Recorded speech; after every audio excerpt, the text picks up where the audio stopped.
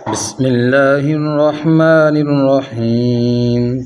تبارك الذي بيده الملك وهو على كل شيء قدير، الذي خلق الموت والحياة ليبلوكم أيكم أحسن عملا وهو العزيز الغفور، الذي خلق 7 سماوات طباقا ما ترى في خلق الرحمن من تفاوت فارجع البصر هل ترى من فتور ثم ارجع البصر كرتين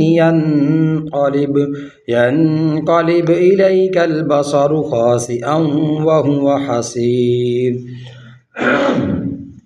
ولقد زينا السماء الدنيا بمصابيح وجعلناها رجوما للشياطين وأعتدنا لهم عذاب السعير.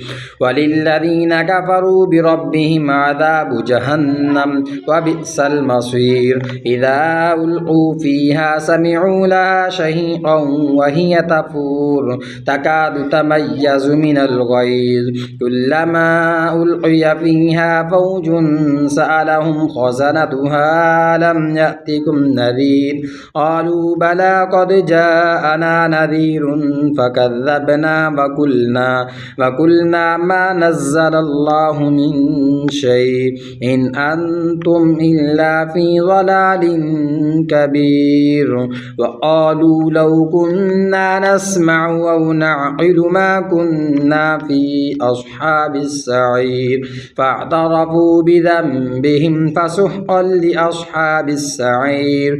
إن الذين يخشون ربهم بالغيب لهم مغفرة وأجر كبير.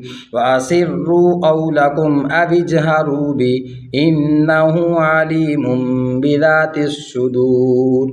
ألا يعلم من خلق وهو اللطيف الخبير. هو الذي جعل لكم الأرض ذلولا فامشوا في مناكبها وكلوا من رزقه وإليه النشور. أأمنتم من في السماء أن يخسف بكم الأرض فإذا